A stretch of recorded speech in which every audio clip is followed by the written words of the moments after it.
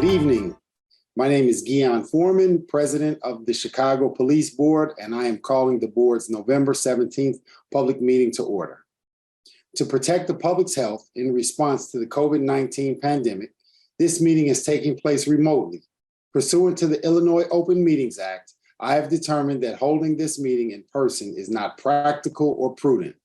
The city of Chicago remains subject to the governor's disaster proclamation due to the COVID-19 pandemic, and the disease continues to be a threat, especially to the unvaccinated and people with certain health conditions. We are therefore having this meeting remotely this month.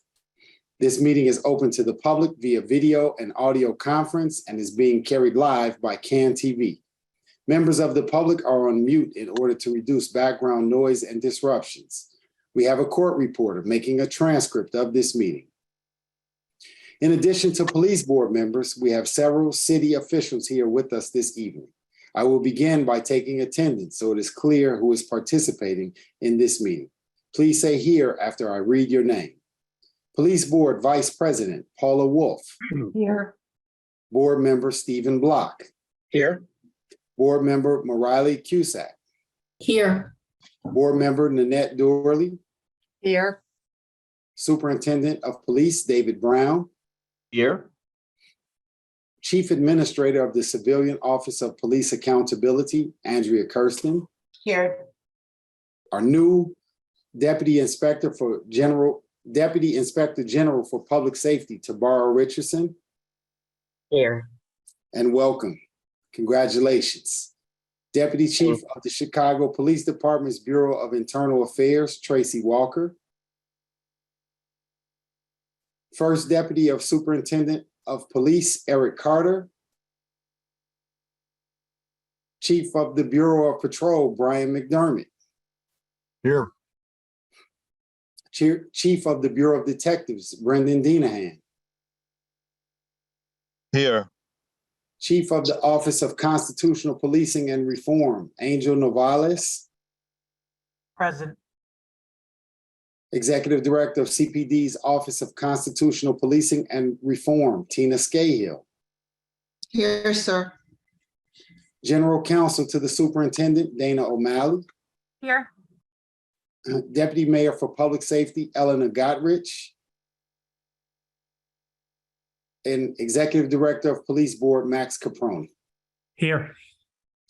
We will now proceed to the items on the meeting agenda. We will have time at the end of the meeting for public comments. Once again, members of the public are currently on mute in order to reduce background noise and disruptions.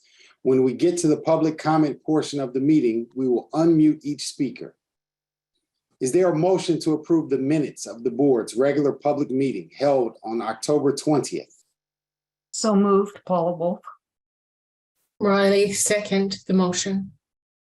I will now call on members of the board for their votes. Wolf, Aye. Block, Aye. Cusack, Aye. Doorley, Aye. and I vote in favor of the motion. The motion passes. Our next regular public meeting will be held Thursday, December 15th at 7:30 p.m. Whether this will be an in-person meeting or a remote meeting will be determined closer to the meeting date. I also wanted to bring two other dates to your attention. The first is that, as we've talked about before, there are two openings for police board. And so those applications are available on the website of the Community Commission for Public Safety and Accountability. Those applications are due November 20th. So if there's interest, please go to the website, download it, submit your application by next week. It's an important position, and so it would be wonderful if we had some great residents of the city of Chicago to apply. Second, on Tuesday, November 29th at 10 a.m., basically lasting all day, the Independent Monitor is going to be hosting a meeting.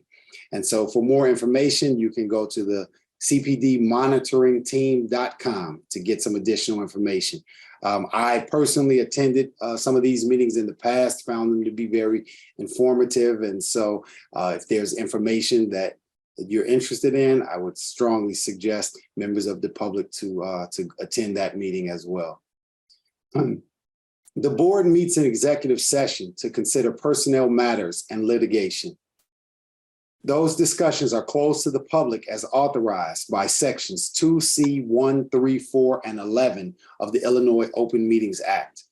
A summary of items discussed in the executive sessions is posted in the minutes of the meetings on our website. Is there a motion to close future executive sessions as authorized by these sections of the Open Meetings Act? So moved, Paula Wolf. Is there a Right. second? Riley Cusack, second. I will now call on members of the board for their votes. Wolf, Aye. Block, Aye. Cusack, Aye. Dooley, Aye. and I vote in favor of the motion. The motion passes. Stipulation and policy on adopting the CPD rules and regulations. The next item on our agenda is a proposed stipulation and policy regarding the adoption of the CPD rules and regulations. The Municipal Code of Chicago grants the police board the power and duty to adopt the rules and regulations for the governance of the Chicago Police Department. Paragraph number 543 of the consent decree on policing in Chicago addresses this power of the board. The parties to the consent decree, the City of Chicago and the Office of the Illinois Attorney General, along with the independent monitor of the consent decree, have agreed to a proposed stipulation regarding the scope and applicability of the consent decree to this power of the board. We will now display the document using screen share. The members of the board have reviewed this proposed stipulation, which is included with the agenda of tonight's meeting that has been posted on the board's website as required by the Illinois Open Meetings Act. This proposed stipulation establishes a process for the Illinois Attorney General and the independent monitor to review and comment on any proposed new or revised CPD rules and regulations before the board posts a draft for public comment. This is the same process that is used when COPA and CPD are proposing new policies under the consent decree. Do any board members have any comments or questions? Hearing no This is- comments, okay. This is Paula Wolf. I would just comment that I think this was very deliberately crafted and it took some time to do it. And I think being in conformity with what COPA and the police department do in terms of their rules is the right way to go on this. So I appreciate that the independent monitor, the Attorney General, and the City of Chicago have cooperated to come up with this solution. I concur. I can tell you that it was not easy or fast process to do so. But again, with thinking about transparency and thinking about how do we improve the system overall, we think that this is a good solution. I will now call on members of the board for their votes. Wolf, Aye. Block, Aye. Cusack. Wait, I'm sorry. I have to go back. Is there a motion to agree to this proposed solution? Since I voted for it, I will make the motion. All right. Is there a second?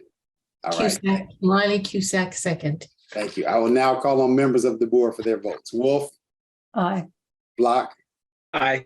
Cusack, Aye. Dooley, Aye. and I vote in favor of the motion. The motion passes.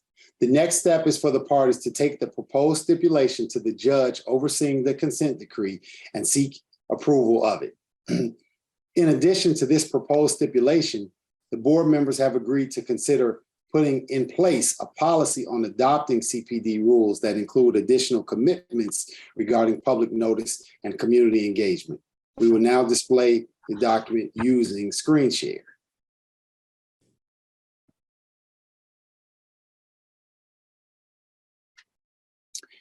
A draft of this policy is included with the agenda of tonight's meeting that is posted on the board's website and will be considered at a future board meeting.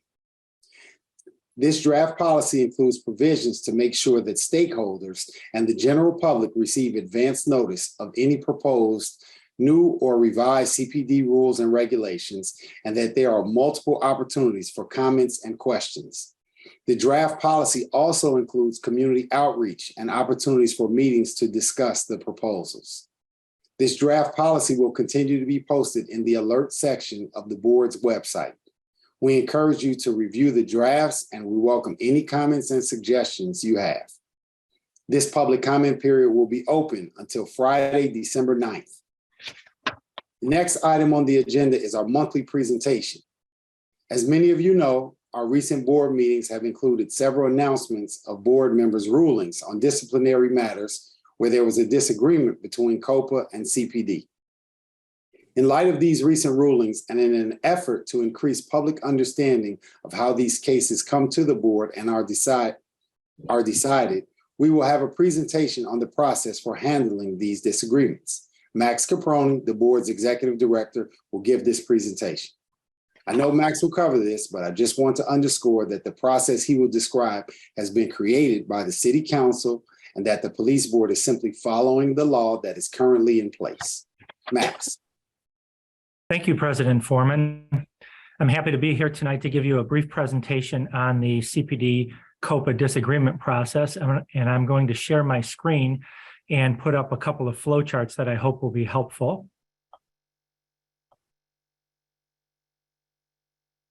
So this first flowchart here describes how a case becomes a disagreement between COPA and CPD, and then how it ultimately gets to the board. So first of all, as you noted, this process applies only to disagreements between COPA, the Civilian Office of Police Accountability, and the Chicago Police Department regarding the discipline of a police officer. And as you noted, it's set forth in the Municipal Code of Chicago. This process was included in the ordinance that established COPA. COPA investigates certain types of alleged misconduct on the part of Chicago police officers. These include officer-involved shootings, where there's an allegation of misconduct, use of excessive force, Fourth Amendment violations, and other types of misconduct that are set forth in COPA's ordinance. Again, this process applies only to COPA. It does not apply to investigations conducted by CPD's Bureau of Internal Affairs or the Office of Inspector General.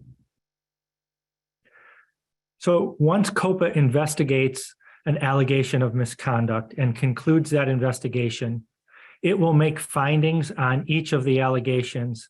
And if COPA reaches a finding of sustained for any allegation, meaning that there is substantial evidence to prove that the allegation existed, COPA will issue a recommendation for discipline. This recommendation for discipline of a CPD officer will then go to CPD and ultimately to the superintendent. CPD must respond to these recommendations from COPA within 90 days, according to the ordinance. If CPD proposes less discipline than COPA or no discipline, CPD is required to issue a written response to COPA that explains what CPD's recommendations are and the reasons for those recommendations.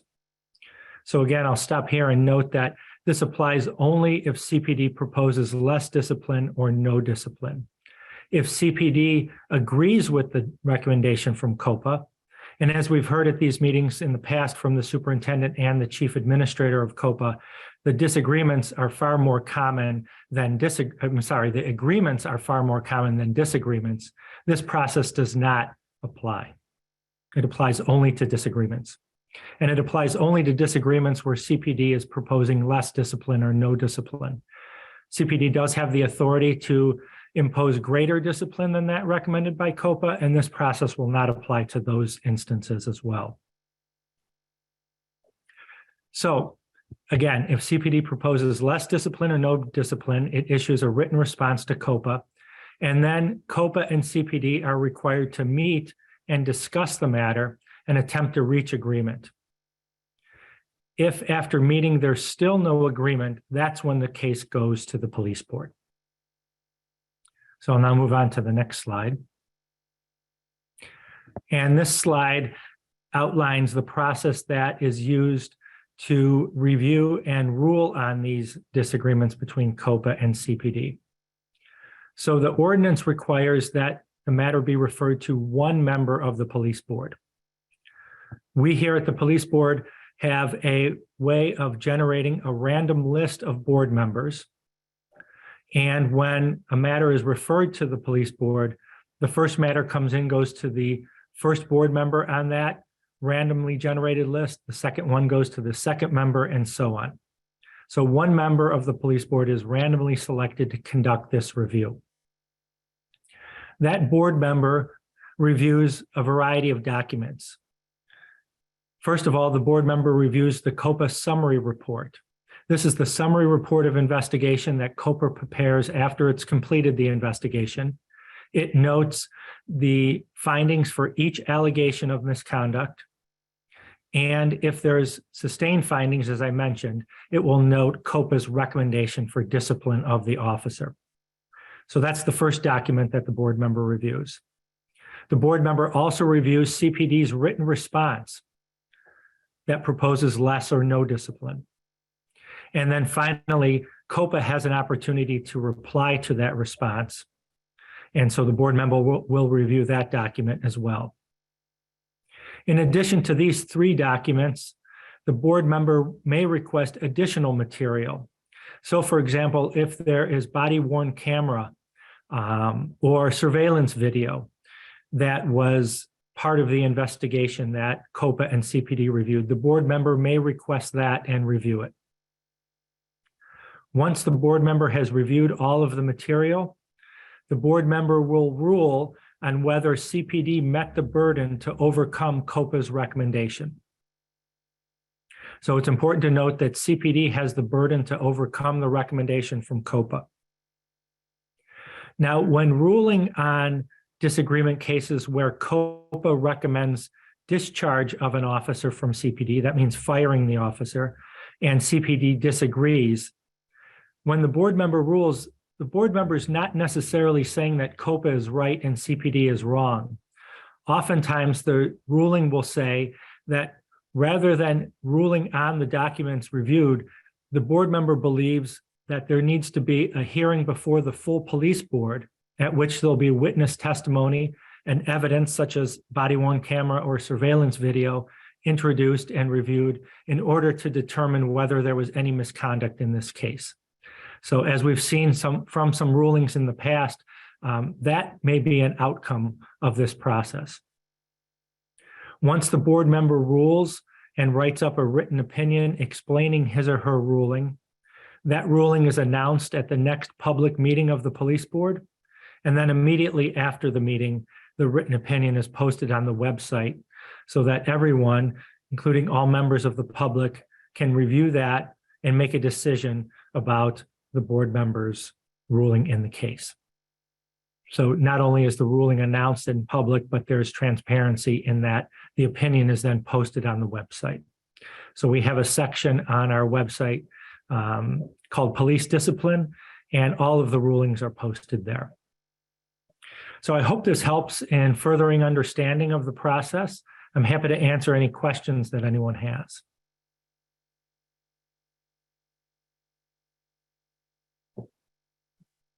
Max, I just had one question. This is Paula. It used to be the case that 3 members of the board were involved in this process. Is that right? And why was that changed? Do you know? Yes, that is right. So this process goes back to before the creation of COPA and back to the creation of what was called the Independent Police Review Authority, sometimes known as IPRA. That agency was created in 2007. And this process was part of the ordinance that created IPRA. And it originally had 3 members of the police board deciding these cases. And then when COPA was created in 2016, the ordinance was changed to reduce the number from 3 to 1. And the main reason for that is when a board member reviews these disagreement cases, the board member is required to recuse him or herself if the case comes back to the full board for a hearing. And the reason they recuse themselves is they've reviewed a lot of information that will not become part of the record of that case, and they've already taken a position on the issue. So it's thought that to avoid the appearance of a conflict of interest, they should recuse themselves. Back when we had 3 board members reviewing these, that knocked out 3 members from considering the case. And it was thought by the city council that it would be better to have only 1 member be required to recuse themselves if they reviewed it rather than 3, leaving more people to review the case if it comes back to the full board. So it's kind of a long answer, but I hope that's helpful. Thank you. It was a very complete answer. I appreciate it. You're welcome. Are there any other questions or thoughts? Thank you very much, Max, for that great explanation. Thank you. Right, hearing no other questions or thoughts, our next item on the agenda are police disciplinary cases. The police, as authorized by the Open Meetings Act, has considered in a closed meeting 1 disciplinary case. The board will now take final action on this case. Regarding case number 22PB3004-2, the superintendent filed charges against police officer Timothy Mason, recommending that he be discharged from the Chicago Police Department for making false statements on a police report. The superintendent subsequently moved to withdraw these charges without prejudice because Timothy Mason resigned from the Chicago Police Department. Is there a motion to grant the superintendent's motion?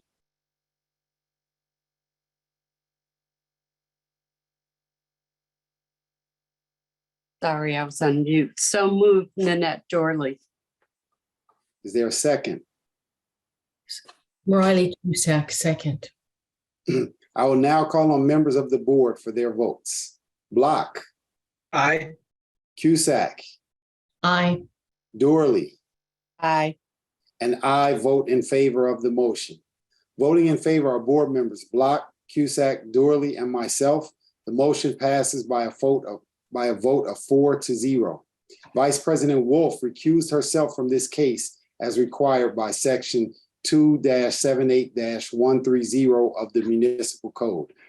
The written order for this case will be entered as of today's date, sent to the parties, then posted on the board's website. Next up, we have Superintendent Brown. Good evening, Superintendent. Good evening, President Foreman, and to the board members. Thank you all for being here. And thanking also the community members that are also on the monthly meeting call. As we near the end of the year and the holiday season begins, I want to take just a moment to acknowledge residents and families who are coping with the loss of a loved one. This season, when many of us usually come together, it will be a tough time for some, and the department is thinking about all of you and will always be working to bring you and your families justice.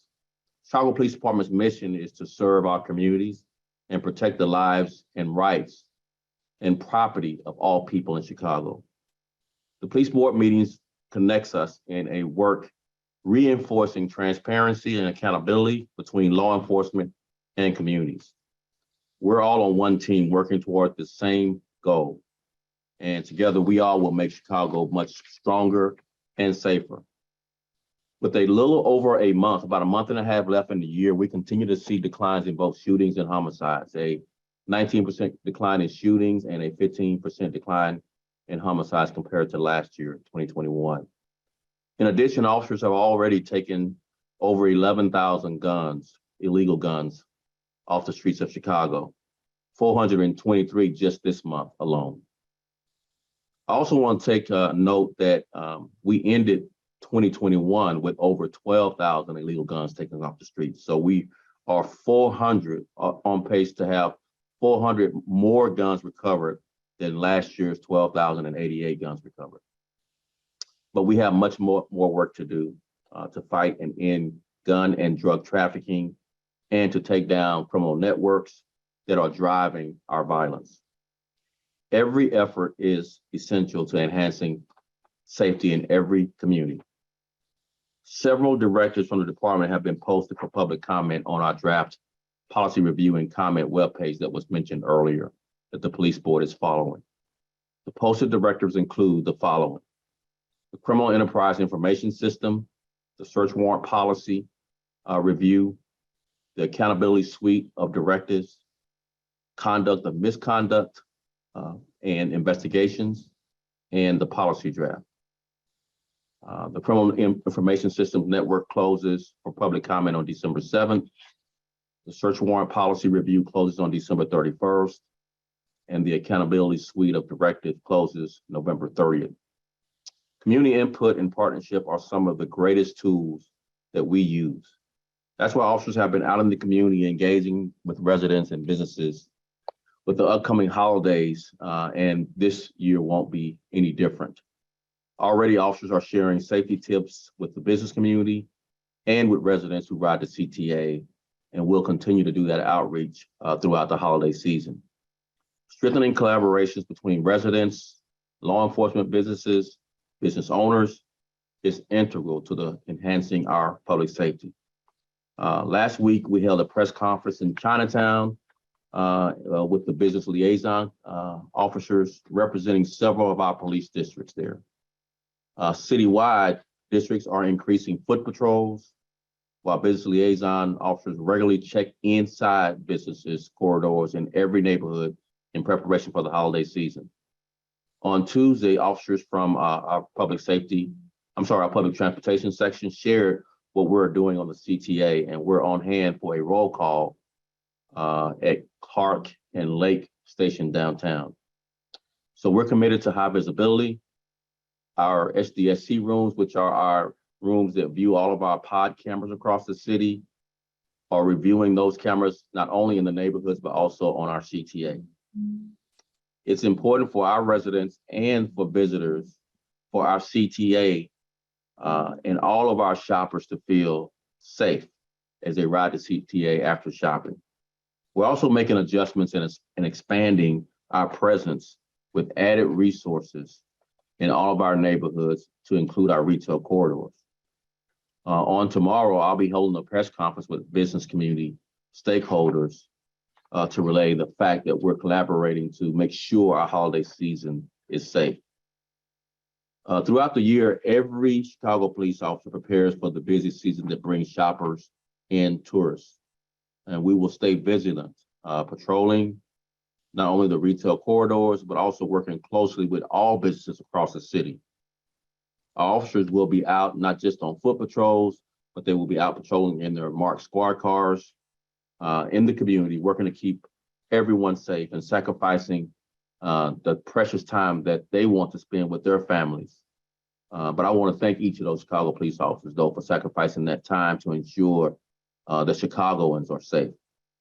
We do all of this while maintaining our dedication to not only visibility, but also engagement and collaboration. And we'll always work to enhance the safety of everyone. Thank you.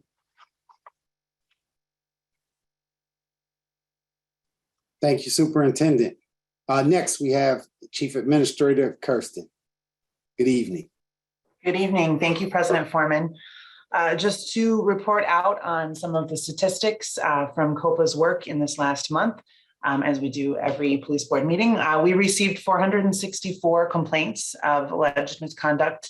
Of those, 145 of them were retained and under COPA's jurisdiction, so meaning they were one of those specifically enumerated types of complaints that COPA has the authority to investigate.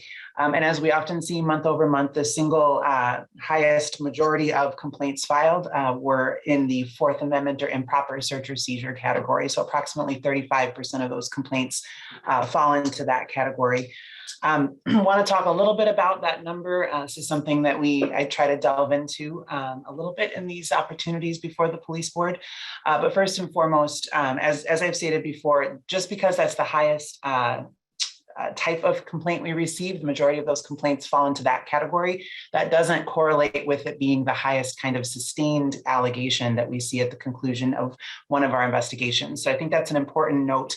But I think what we haven't always really taken a closer look at, and something that COPA is seeking to examine more carefully in this coming year, particularly with some increased data research capability, some new positions that we've acquired budget for and look to be filling in 2023.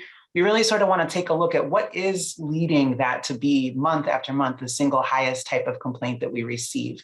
Even if an allegation doesn't end up being actionable misconduct or sustained misconduct, an allegation in and of itself does represent something. It represents some sort of misunderstanding, some sort of breakdown in the communication or trust that occurred during a police encounter. And so we want to understand more about where those allegations are coming from, what districts, specific units, et cetera, are seeing the highest volumes of those, and be able to feed that information back to the police department, not necessarily, because there's some sort of misconduct outcome, but to talk preemptively about how we can better educate both the police force in those areas as well as the public about what the rules around some of these encounters actually entail. So looking forward to that being an increased aspect of our work in the coming year. Additionally, in this last month, we received 3 officer-involved shooting notifications, and we were also present at 14 different community engagement events. So community engagement continues to be a big area of focus for COPA. Again, sort of in keeping with my remarks relative to the Fourth Amendment allegations and figuring out more about what allegations represent, education and community engagement is an essential part of the work that we do. And we try to make sure that we're going into places and spaces where people may or may not understand the complexities and nuances of this work, want to be able to answer questions, want to be held accountable ourselves by the public that we serve. And so we took a lot of opportunities to do that in different places in the month of October. And then lastly, I had one opportunity to testify or talk before the Community Commission for Public Safety and Accountability for their October meeting. It was an opportunity for me to represent the agency, the work that we do. It was a wide-ranging conversation. The new commissioners are very engaged in their work and came prepared to ask a lot of the tough questions, to challenge some of the things that maybe were misunderstood or misperceived, and then also to start carving a path forward for us in our work together. There are a lot of voices working together to try to continue our police reform efforts here in the city of Chicago, and the new commission, of course, being one of those important voices. So we're excited at COPA to continue to learn about them and also teach them about us and make sure that we can best deliver the product that the city is asking of us as the investigative agency tasked with these cases. And just in closing, I want to echo some of the things that the superintendent was saying. I really appreciate, Superintendent, your remarks regarding sort of our one team approach to accountability and reform. It is a cooperative effort. There are so many instances where COPA and CPD, whether it's BIA or the incident response team or any of the officers that have to come in and work with us on these investigations, there are so many instances where that cooperation and collaboration is evident. Those things don't get talked about or referenced very much in these public spaces. And so I appreciate the understanding from your department that accountability is a component of public safety. It's an essential component of public safety. And while the role that we play isn't always an easy one necessarily for members of the department, but it is a necessary one. And it is a role that is undertaken with the understanding of the great responsibility that's been given to us. And with tremendous respect for the work that you and your staff are engaged in every day on behalf of the city. So thank you for your remarks. This is the season of Thanksgiving and gratitude.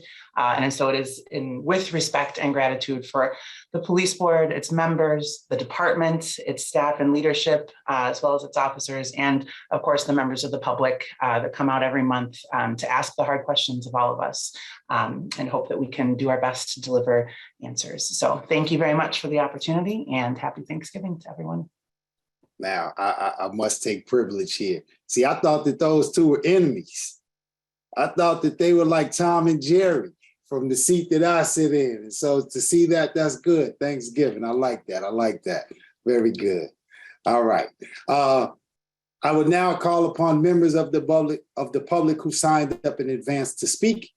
To make sure we have time to hear from all speakers, there's a 2-minute time limit on comments. Our first speaker, Dajee Allen, one of our youth Dajee. council members. Dajee. Yes, hi. I am from originally the Youth Council for Police Accountability, but we are now the Youth Organizing to Trauma Heals Council. And I don't really have many updates this month, but really we're still recruiting and planning some projects for this year because we want to do more than one.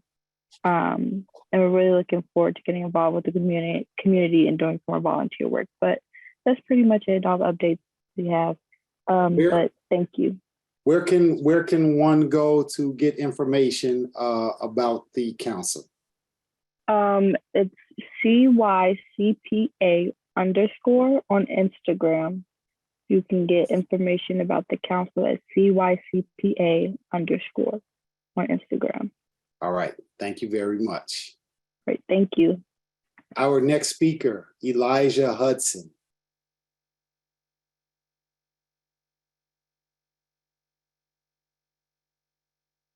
Elijah Hudson. Our next speaker, Krista Noel. And Elijah Hudson, if you're there, if you press *6, you can unmute yourself. Chris. Hello? Yes. Hello? Good evening. Oh, I'm sorry. Can you hear me? I think, I unmuted myself now. Okay. Hey, how's it going, everyone? Okay.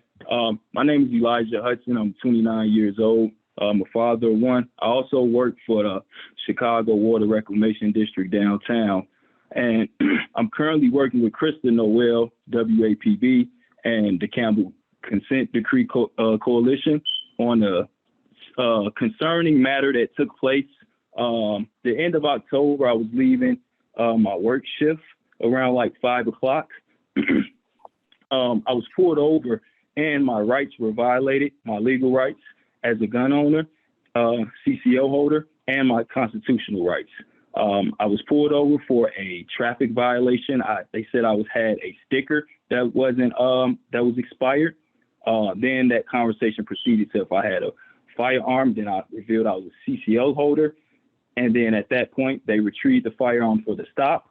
And then I was still arrested, although I had all of my legal documents. And even after the supervisor came to the scene and I asked for a supervisor before I exited the vehicle because they asked to search me, supervisor arrived. He said I was being detained for a search. I get out of the car. Then he tells me I'm arrested. At this point, there's 14 officers around me. I'm scared. I'm traumatized, and, they made me feel as though I didn't deserve to be there. I didn't deserve to be in the city. And it's changed my outlook and pretty much the way I look at policing and the way they deal with CCL and legal gun owners.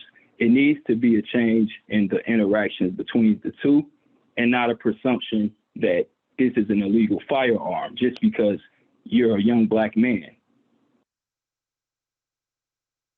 So I wanted to just bring that to the attention. I'm a government worker. I work for the city. My rights were violated. And, I won't be the same after this situation. I was arrested. They drove my vehicle, searched my vehicle, and I was shackled for over 5 hours. Police were ignoring me. It was a terrible experience that shouldn't have not been escalated. And I would just like for some form of discipline for, the officers in that scenario. Yeah. So first, I'm sorry that this happened to you. I'm going to ask Chief Kirsten, is this an issue that you're aware of? Not this particular case, so I'm not certain, sir, if you've made a complaint with COPA, but I would certainly want to make contact with you and at least at a minimum be able to give you more information about our process and hopefully help you file a complaint if you're interested in having this pursued as you mentioned, exploring whether there would be any sort of misconduct that took place here. And certainly want to echo President Foreman's sentiment that I'm sorry that you experienced something like this. And we want to be here to answer any questions we can and to investigate your case if that's what you so choose. Okay, thank you. I see Superintendent went off, so I'm gonna, Chief Navales, I can see your face. So President Foreman, the superintendent said if you have anything, you can direct it to me. All right, so what is the process, right? I'm a CCL holder, I'm pulled over, I say I do have a weapon, then what? Because I'm legally carrying a gun at this point.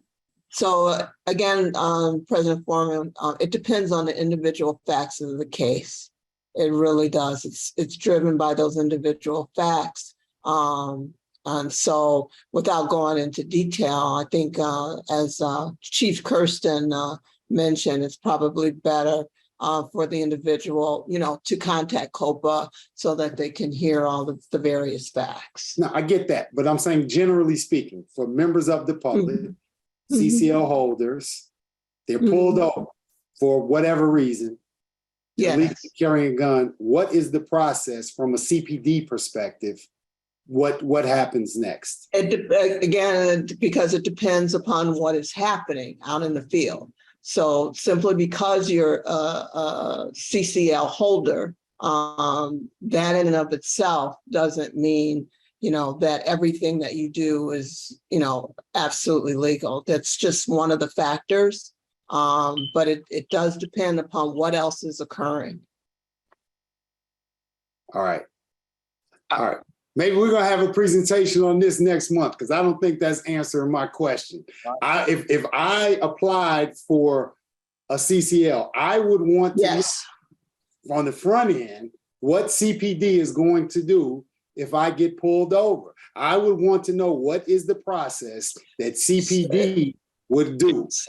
So what I can probably tell you, like you said, President Foreman, and again, I would say it depends on what that individual does. It depends on why. I'm not asking about the individual. All right, I'm going to request, we would like a presentation on this. Sure. Right, there's a lot of CCL holders. There's people who have the right to carry a gun, and they now have this question. Right? Yes. We just heard. And maybe that would be best, like you said, President, maybe that would be best, like you said, for a presentation, because without more facts, it really would not be prudent for us to tell people, oh, do this, or we always do that, because then they would get the wrong impression. All right, so I'm gonna ask it a different way. In the training academy, how are police officers trained when one is pulled over and there's a CCL? So police officers are trained, like you said, that regardless of the reason for the stop, to treat that individual appropriately, being aware of all of their rights, and that includes CCL holders, follow procedure, and depending upon what they are stopping the individual for, depending upon what the individual does, and that things may change, but they are always aware of the individual's rights, that individual's safety, and the officer's safety. That is their training. Okay. I would love it if next month we could have a presentation. Sure. This is a big issue. Sure. Not necessarily even for this caller, right? We're getting a #1 complaint that COPA is getting is Fourth Amendment. So we want to make sure that everyone understands the process. Correct. Citizens, residents, the police officers, COPA. We'll take care of that. We'll take care of that. We'll have a presentation for you. Yeah, Tina, if you'd like, I could. And we'll have a presentation for you. Perfect. All righty. Thank you. All right, thank you. All right. Our next speaker, Krista Noel.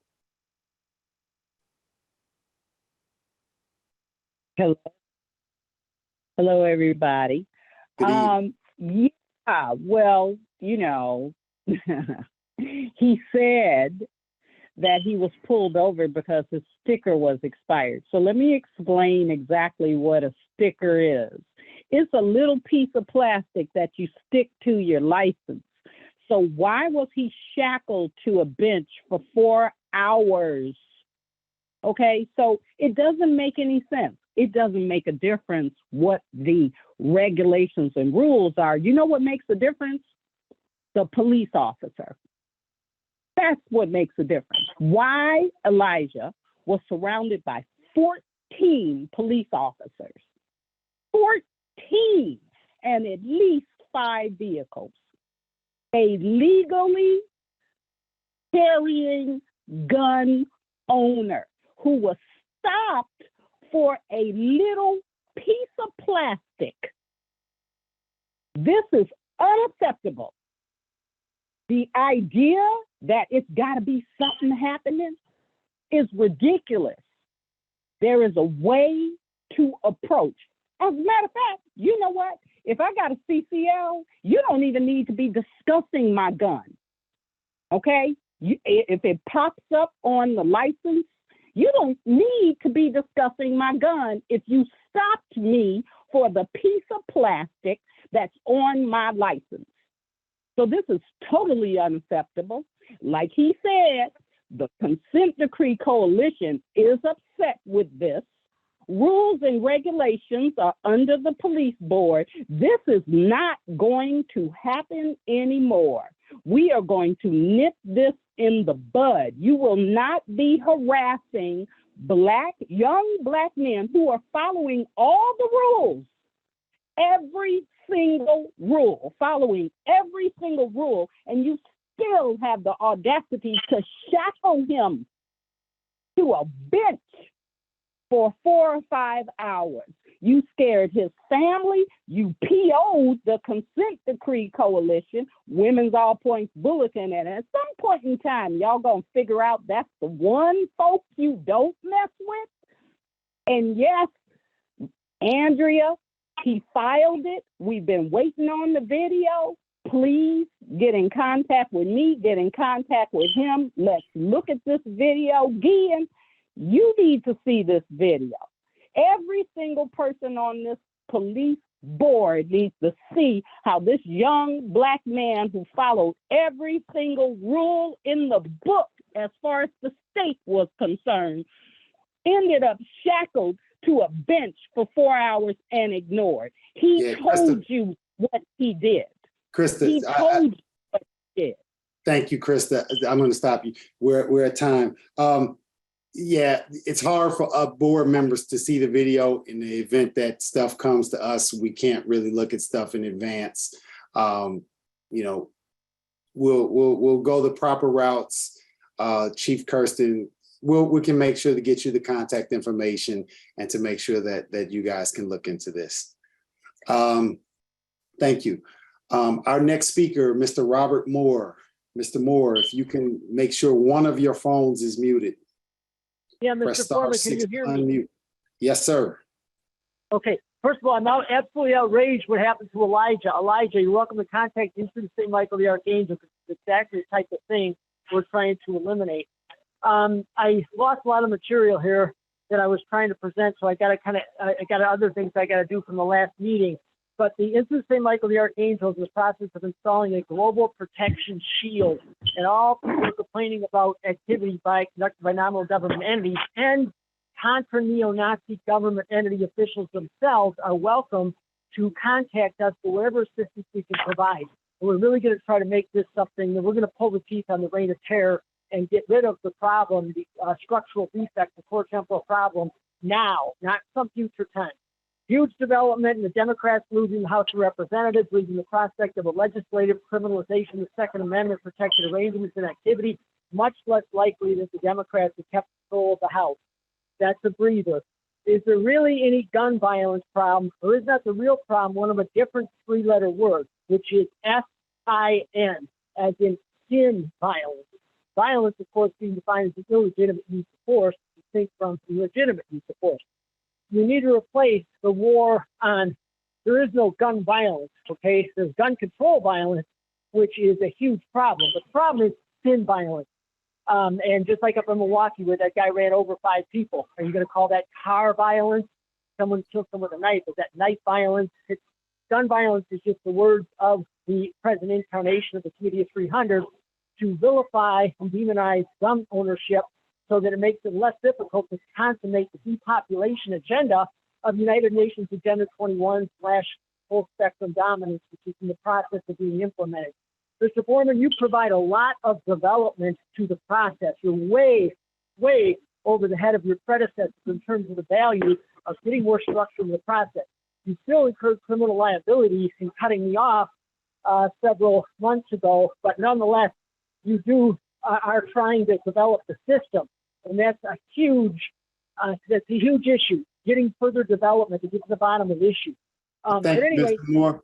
Thank you, Mr. Moore. I appreciate it. You're over time. I'll let you go a little longer because you complimented me today. I don't often get a compliment. I didn't need a compliment. I never praised the man while he's still alive. It's just that I testify to that because the public's getting benefit from your attempt to get to the bottom and to flush out these things. All right. So All right. Thank you, Mr. Moore. I appreciate it. Thank you. Before I call for a motion for adjournment, I'm going to wish a speedy recovery. I know he's watching this on TV. Pastor Edie, we want you to get well soon. At this time, all members of the public who signed up to speak have been called. Is there a motion to adjourn? So moved, Paula Wolf. Riley Cusack, second. All in favor, please say aye. Aye. Aye. The motion passes and the meeting is adjourned. Happy Thanksgiving to everyone. Enjoy time with your families and everyone stay safe. Peace.